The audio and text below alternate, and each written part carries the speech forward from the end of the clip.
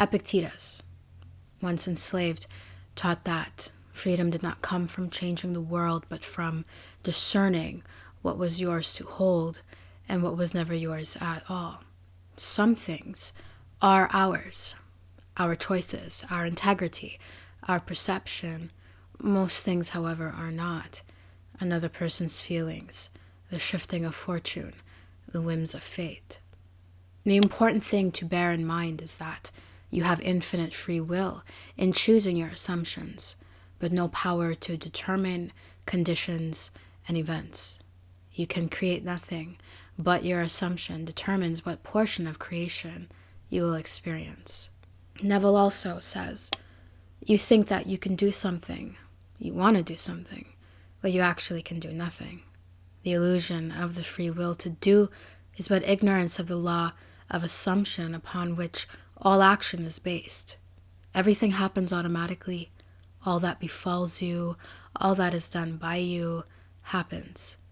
Your assumptions, conscious or unconscious, direct all thought and action to their fulfillment. To understand the law of assumption, to be convinced of its truth, means getting rid of all of the illusions about free will to act. Free will actually means freedom to select any idea you desire. By assuming the idea already to be a fact, it is converted into reality. Beyond that, free will ends and everything happens in harmony with the concept assumed.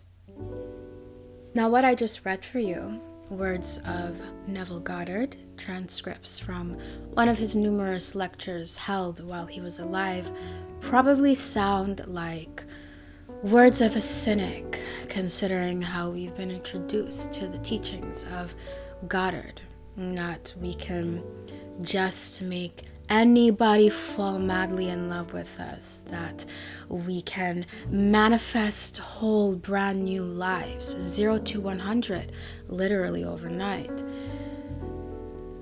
Not necessarily false.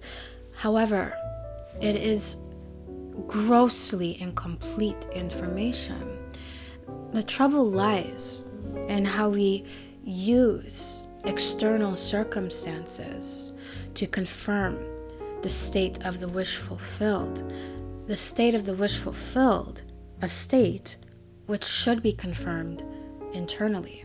If things aren't moving out in the physical world, we become hopelessly convinced that we're doing something wrong. We'll make changes internally and then look out there to the physical world to see if anybody has noticed yet. So if you've been assuming that someone is in love with you and then you notice that in the physical world it doesn't appear that they're in love with you, you'll allow that appearance to color your state of being. To rephrase this more clearly, your assumptions are yours to control directly.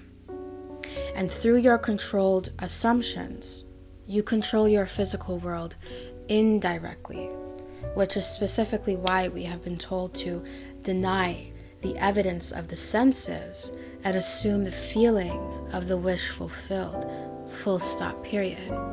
And that's how that works.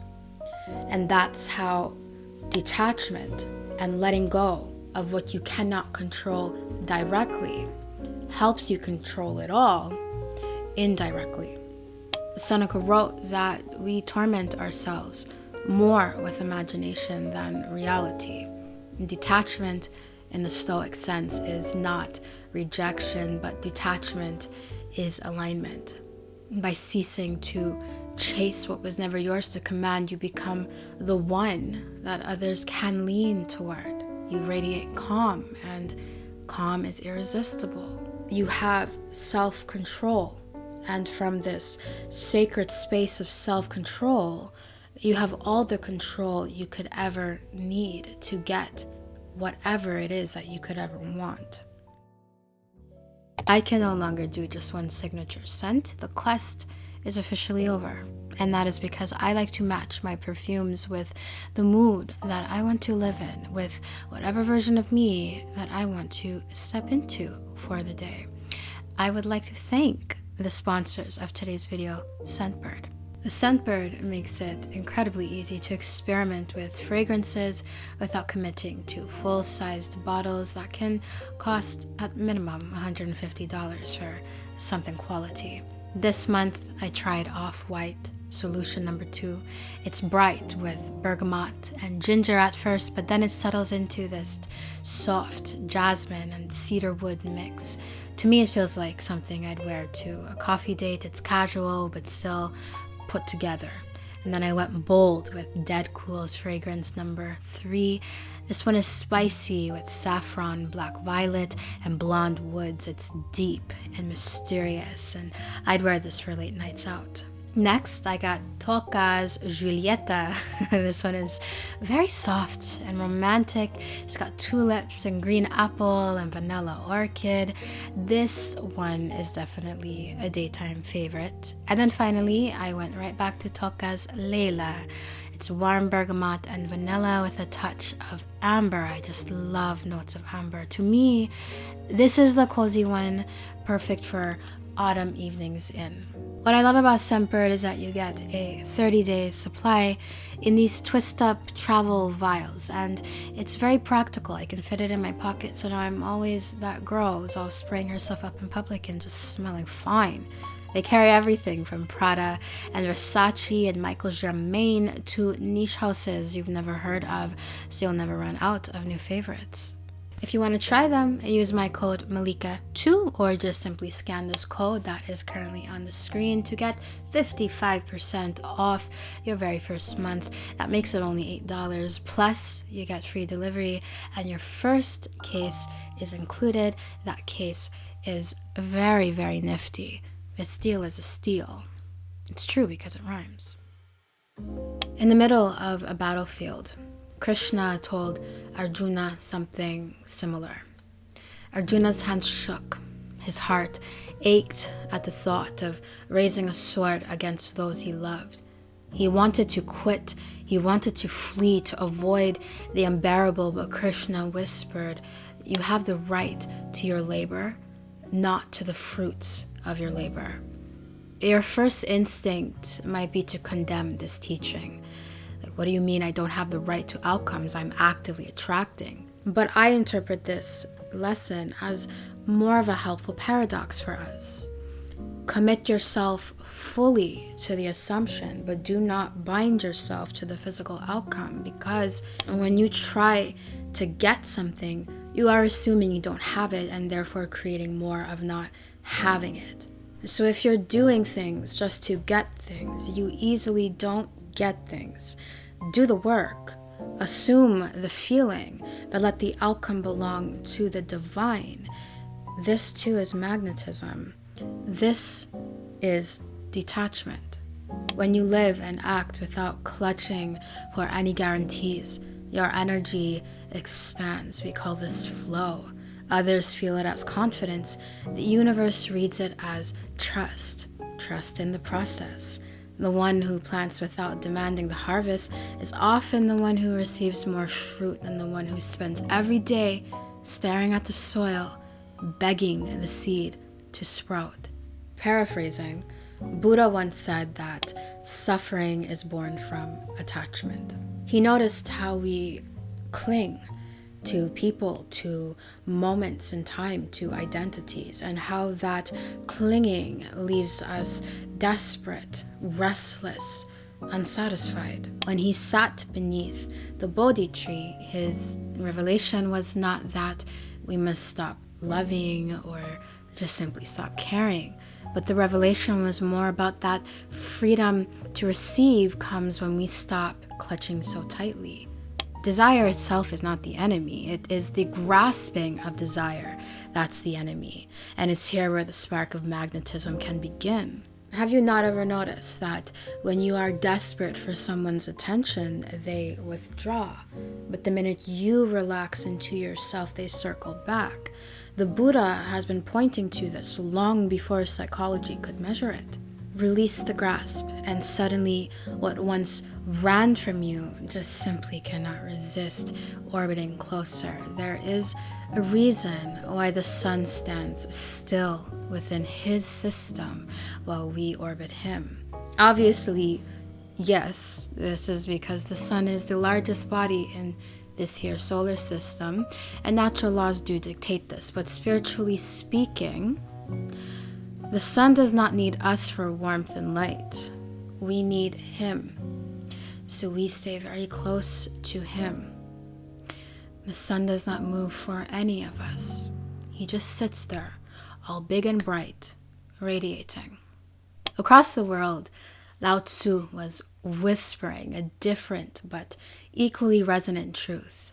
He spoke of the Tao, the natural flow of life, and taught Wu Wei Wu, or Wu Wei, which means effortless action, the art of not doing but still doing. By letting it go, it all gets done. The world is won by those who let it go. What he meant was simple. The more you push against the current, the more you exhaust yourself, the more you surrender to the flow of life, the more life seems to conspire in your favor. And is that not the essence of effortless attraction? By releasing resistance a little more every day, you will feel the power that creates worlds flowing through you, just breathing and listening, not to make something happen, but for the pleasure and comfort of alignment. Detachment here is not laziness, but rather it's rhythm. When you soften your grip, you join the current, and the current carries you exactly where you need it to be all along. Magnetism blooms because ease itself is captivating. Buddha, Krishna, Epictetus, Seneca, Lao Tzu, worlds and centuries apart, yet all speaking of the same mystery. Detachment is not coldness. It is not passivity. Detachment is the most magnetic state a human being can occupy. Simply because clinging repels, desperation chases life away. But release invites life to return. So what does this look like in practice? It's like noticing the craving to cling arise, looking at it, and saying, "This too shall pass." It looks like sending the messages or applying for the opportunity and then whispering to yourself or just thinking to yourself, the outcome is not mine to hold. It could look like placing all your energy into what is within your command. This is your art. This is your words, your choices, your assumptions, and letting the rest float into the realm of mystery. It looks like softening where you've been forcing, loosening up where you've been gripping and clinging. It looks like breathing when you were just suffocating. It could even look like just setting the weight of your own ego down, saying, "You know what? I do not need this person to validate me. I don't need this job to define me. I let it be." And then, like Abe Hicks says, you just watch. You watch as the people who were disappearing from your life begin to reappear into your life. You just sit back and watch as the opportunities that you could not simply ever figure out how to force into existence just slide into your life naturally. You sit back and you watch as your own presence feels richer and calmer, more controlled, more radiant. This is the paradox that the ancients knew. The less you clutch, the more the world wants to be held by you. The less you demand, the more you receive. Detachment is not a void. Detachment is the magnet. the Buddha's freedom from craving, Krishna's release of outcomes, the Stoics' clarity about control, and Lao Tzu's trust in the flow. All of them point to the same transformation. When you let go, you do not lose, but rather when you let go, you finally receive. And with that being said, thank you for watching this video. I truly do hope you enjoyed it. If you did, I trust you'll give this video a thumbs up and subscribe to this channel for more content just like this one. So, how did you like today's video, and what video would you like to see next? You'll let me know in the comment section down below. I cannot wait to see you in the next video. Toodles.